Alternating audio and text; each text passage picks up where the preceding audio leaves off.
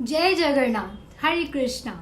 आज हम देखेंगे पार्ट टू में राजा पुरुषोत्तम देव और रानी पद्मावती की स्टोरी नहीं, एक और स्टोरी है जो एक औरत भगवान से रोज प्रार्थना करती है कि भगवान आप रोज गोपियों के घर में मक्खन चुराने जाते थे, दूध चुराने जाते थे, तो आप कभी मेरे घर भी आइए।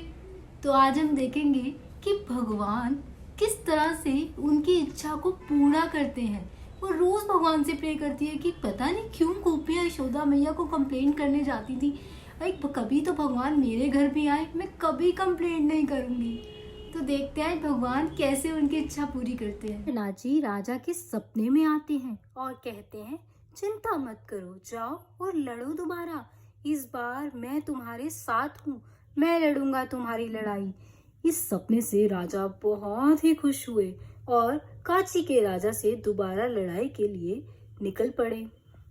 इस बार भगवान जगन्नाथ जी और बलराम उनके साथ लड़ने गए सिपाही के वेश में।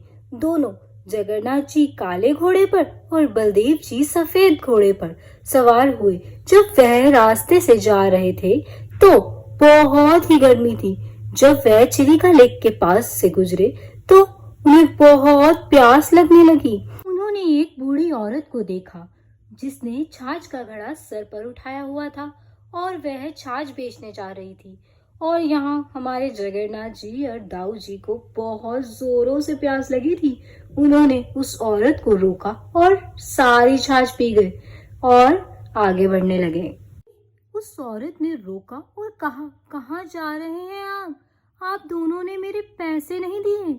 भगवान ने कहा, हम तो एक सिपाही हैं और जंग के लिए निकले हैं, हमारे पास पैसे नहीं हैं। और तभी वह औरत जोर जोर से रोने लगी। छाछ बेच के ही मैं अपने परिवार का भरण पोषण करती हूँ। उसने जब ये बात जगन्नाथ जी और बलराम जी को कही तो जगन्नाथ जी अपने घोड़े से उतरे और मनिका को अपने हाथों से एक अंगूठी दी और कहा, इसे अपने पास रखो। कुछ देर बाद हमारे राजा यहाँ से गुजरेंगे, जब वह आए तो उन्हें यह अंगूठी दे देना, इसके बदले वह तुम्हें पैसे दे देंगे। और मनिका ने ऐसा ही किया।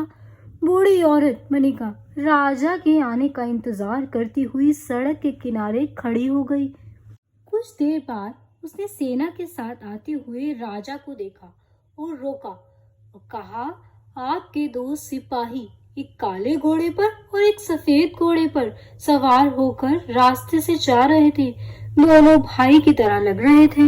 वह दोनों मेरी सारी छाछ पी गए, पर देने के लिए उनके पास पैसे नहीं थे। वह समझ गए कि दोनों और कोई नहीं, भगवान श्री जगन्नाथ जी और बलराम जी ही थे जो सैनिक के रूप में युद्ध के लिए आए थे। जगन्नाथ जी अपने वादा निभाने आए थे। राजा को इस बात की पुष्टि हो गई कि जीत तो अब उन्हीं की होगी और वह बहुत खुश हुए। राजा ने मनिका से कहा, तुमने किसी और को नहीं, स्वयं श्री जगन्नाथ जी को देखा है। तुम बहुत सौभाग्यशाली हो, तुम्हें उनकी सेवा का अवसर मिला है। राजा ने कहा, मैं निश्चित रूप से आपका उद्धार चुकाऊंगा। राजा ने उस महिला को कई पुरस्कार दिए। राजा ने उसे कई गांव का स्वामित्व दिया।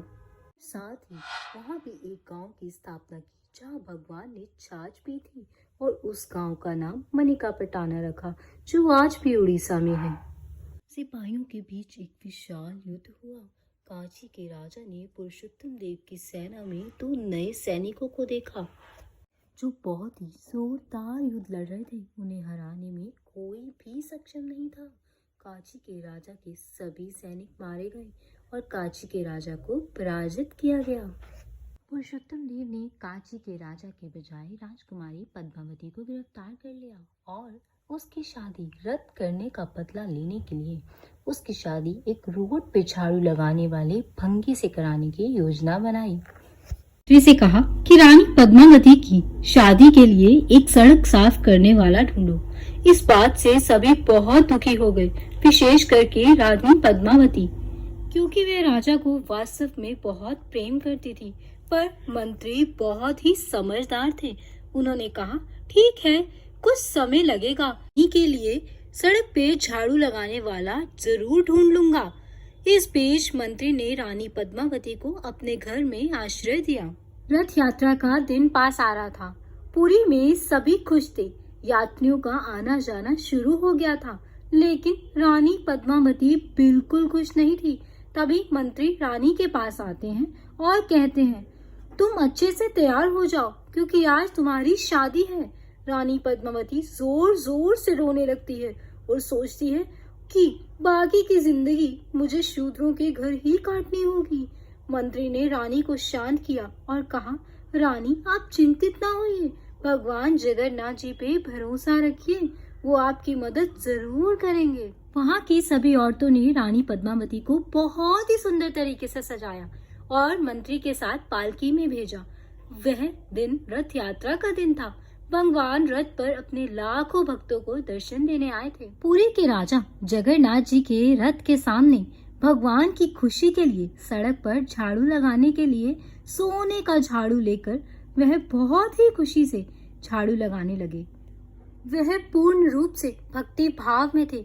उनका दिल जगन्नाथ जी की भक्ति में पूर्ण रूप से भरा हुआ था।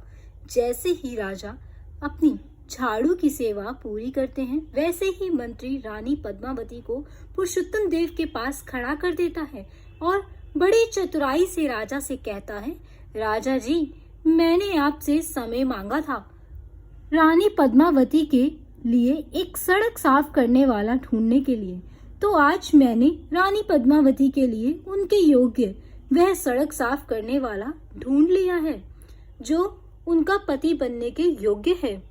राजा ने कहा, बहुत अच्छे, पर आज रथ यात्रा का समय है और मैं बहुत व्यस्त हूँ, मेरे पास इन सब के लिए समय नहीं है। तुम अपने मुताबिक देख लो, जो भी इंतजाम हो। मंत्री मुस्कुराते हुए राजा की तरफ देखते हैं और कहते हैं, पर राजा, वो सड़क साफ करने वाला भगवान का भंगी और कोई नहीं, आप ही हैं, और रानी पद्मावती के लिए आपसे अच्छा वर और कोई नहीं हो सकता। राजा के चेहरे पे बहुत ही सुंदर मुस्कुराहट आ जाती है। रानी पद्मावती राजा के गले में जयमाला पहनाती हैं और राजा पद्मावती को अपनी उड़ीसा की रानी स्वीकार करते हैं। राजा ने मंत्री की इस चतुराई बुद्धि की प्रशंसा की।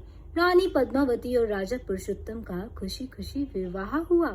काची के राजा के कहे अनुसार गणेश जी के विग्रह को पुरी लाया गया और उन्हें मंदिर में जगन्नाथ जी के मंदिर के पीछे स्थापित किया गया।